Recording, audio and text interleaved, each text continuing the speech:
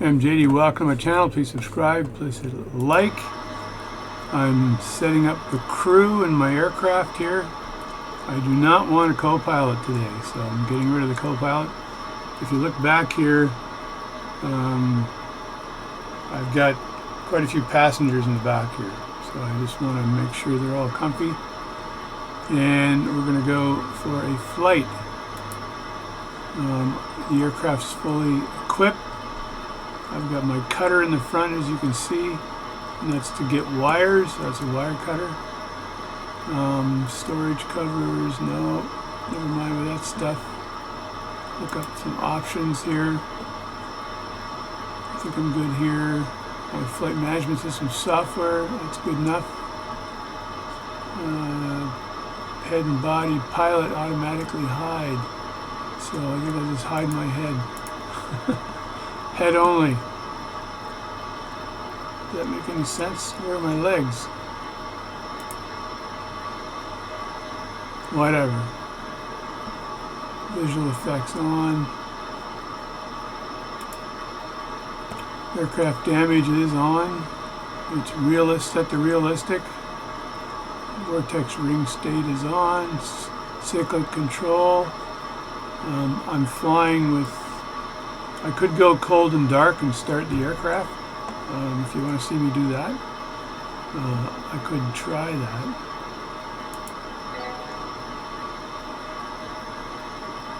So I just said cold and dark. Basically the aircraft is turning off. So if I look around here, you'll see the blades are slowing down. I could jump in and blades are almost dead now. And I could jump in and let's just leave it like that. I don't want it ready for takeoff. I'll fold the tablet in here. Now I can start the aircraft. If you look in here, you do have the ability. You press this button on the bottom here, and then you can bring up the manuals, and there's a checklist for a quick start, right? For a dark start 1, H160, and there's the power up checklist. So if I go through the checklist and be a good boy here, so I want to turn on the batteries, the generator, the GPU I want to be on, and the DC power unit, and power up radar altimeter, flight management system 1 and 2, and lab test. So battery 1 and 2, and generator, and then DC GPU. So battery 1 and 2. So we're going to turn on, I can turn the generators on first if I really want, but if I go like this and I turn on the generator like this, there's battery, generator. Probably should do batteries and generator. And then the DC power unit, I can toggle for external power, and that's on. And a little cart, let me show you. I think a cart shows up on the outside of the aircraft. There's the cart. So you get a little cart on the outside of the aircraft. Let me zoom in a bit here. And that, my friends, is a power cart or a start cart. And there's the beautiful H160 aircraft by High Performance Group. It's a gorgeous, gorgeous aircraft. And there are my passengers inside wondering what the hell's going on. And you can see they're animated. They're moving their heads around. They're like, this guy better take off soon. So we jump back in the aircraft here. And like I said, if I look at the quick start up here, I've got the batteries are on. I want the radar altimeter, the flight management system. I don't care about doing the lamp tests. I've got my fuel set already, so let me jump in here again. And I'm using Tobii Eye Tracker 5, so I can kind of move my head around. I'll leave the IBF 1 and 2 as normal, not open. So the radar altimeter is on, the FMS on, like that. Hydraulic is set to normal. I believe if I look down here, I want to make sure my floats are on automatic. I don't care about my wipers, aircraft collision avoidance system. I can mute that for now. And I want all of these to be on here. My autopilot's on just in case I decide to use it. So that's good there. I will put the flight management systems both in map mode so they're not annoying. I'm not going to use an FMS for this flight. And obviously these are all cautions and warnings. I believe I put full fuel in here already. So let's put the engines here in. Let's put them in idle mode, and this should start. This is engine 1 idle, and if I step out of the aircraft for a second, you'll see the blades turning. This is a gorgeous aircraft. It's an H160. It's by the High Performance Group, modeled and flown by pilots who fly the H160, and all the reviews on this are excellent. It's a 5-bladed aircraft, very stable that way. And there's the tail rotor blade turning as well. The rear stab is there. The wire cutters are there.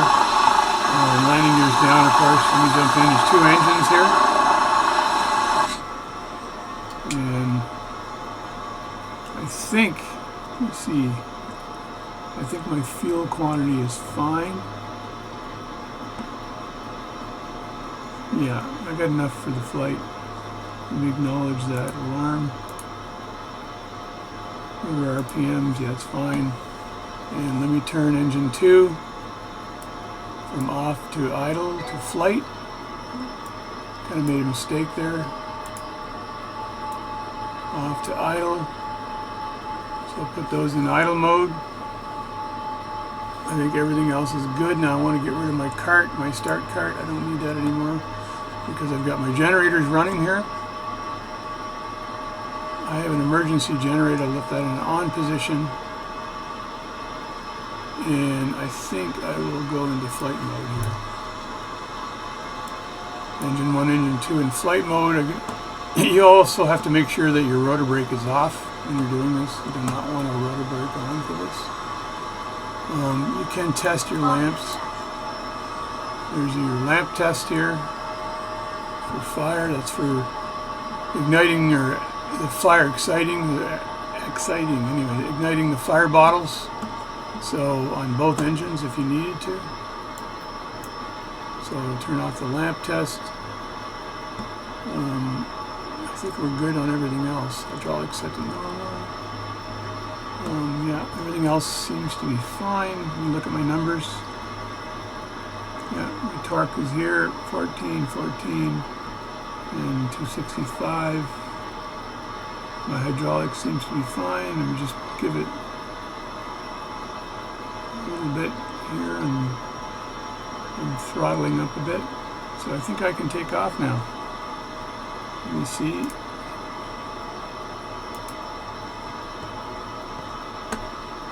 I did the engine start already. Yeah, all that's good. And just before I take off, I'm going to put this in map mode. And the map is right there, and there's where we are. And that is in the middle of nowhere. That is an island in these. I think I'll just bring it back a bit so you can see where we're sitting. St. Vincent, Grenada, Fort de France. That's a set of islands there. So we're just going to fly around the islands here. I think there's Trinidad and Tobago. I think that's what it's called. And so there we are here, and we're just going to have a look, fly around the island and have a look. I'll leave the map out so you can see what's going on. So I'll check on this side. Like I said, I'm flying with Tobii Tracker 5, so I got a full visual. I can move my head around and see everything. So and I can reset. There we go. Let's take off. And My stick is working well, as you can see. My pedals are working well, as you can see. And here's a small airport here. And there's a couple of aircraft either taxiing or getting ready to take off. There's one there.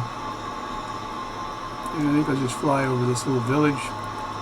So the modeling Microsoft Flight Simulator 2024 is real. So they grab data and basically buffer it and give it to you. So it's buffered in segments, I guess I'll call it, and then provide it to you. So let me show you what happens then when you increase the wind speed to the ocean. So there's the ocean. There's a fairly calm day, and it's sunset right now. So let me just pause. So I have a button here that I mapped to pausing, and I'm going to go over to here and hit weather, and this is going to bring up the weather, and then I'm going to go hit the wind. Now I can put really bad thunderstorms in here, so custom presets are here, so you can go down and put really crappy weather, light thunderstorms.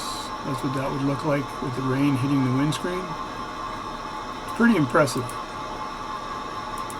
This is clear skies. And then you can have live weather, so it's going to go and pick up the weather. That's the live weather at this very moment. And you can see there's a bit of waves there, so you probably have about an 11 knot wind happening. So let me turn the live weather off, and let me just put a few clouds in there, which is nice. And you can custom cloud levels and everything. So, but when I hit wind and pick up the wind speed, you'll notice the modeling of the waves. So if I pick up the wind speed to like, say 60 knots or 59 knots for now, and let me see if I can actually fly in this, because it's going to be pretty windy for a helicopter. And I'm going to, there we go, take it off. Now if I get myself some forward velocity, it's not as bad. But gee whiz. It's a beautiful, beautiful sunset there.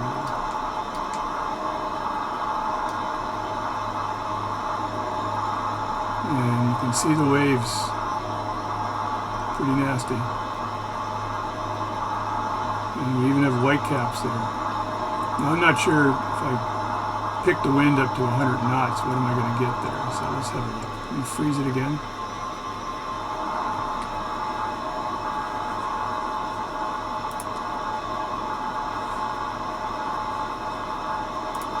And so I just pick the wind up to like 118 knots. Now this is crazy. The other thing is I find I'm using Tobii Eye Tracker 5, but I find there's a drift to the right for some reason. I'm not sure why. And if I reload, it'll be fine. But anyway, let's just check out the rolling waves here.